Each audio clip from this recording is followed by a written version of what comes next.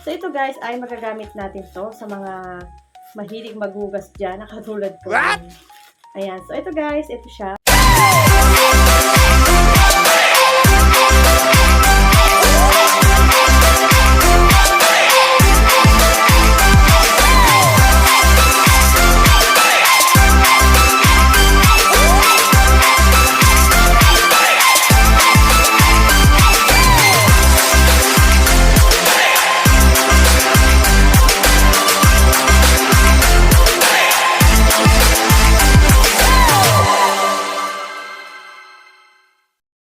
Hi guys, it's me again, Danica Lopez Channel, and welcome back to my vlog. For today's video, meron naman tayong i-unbox at ito ay nabili ko sa Black App. So as you can see guys, nabuksan ko na siya, so na-unbox ko na siya and nabukasan ko na nga siya. And syempre bago ko nga siya gawa ng review, ayan, so sinubukan ko muna siya kung maganda ba tong nabili ko dito sa Black App.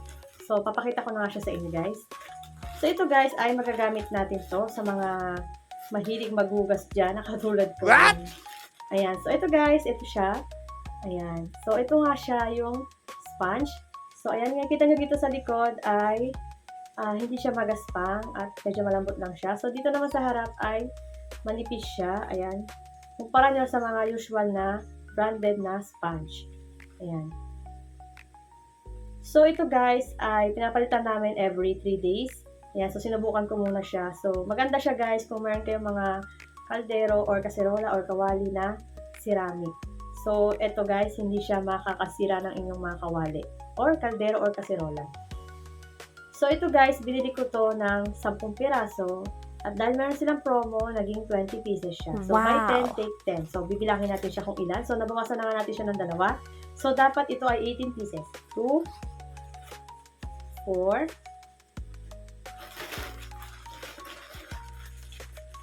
6, 8, 10,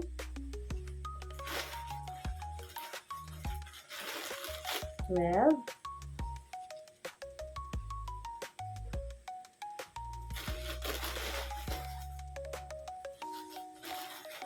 14, 16, last to guys. Ayan, 18. So, 20 pieces siya guys. At inulit ko kasi sa inyo, nagamit ko na yung dalawa. So, nandun siya sa aming lababo. Ayan, so kung meron kayong mga tindahan dyan guys, ayan, pwedeng nitong ibenta, siguro mga 5 piso.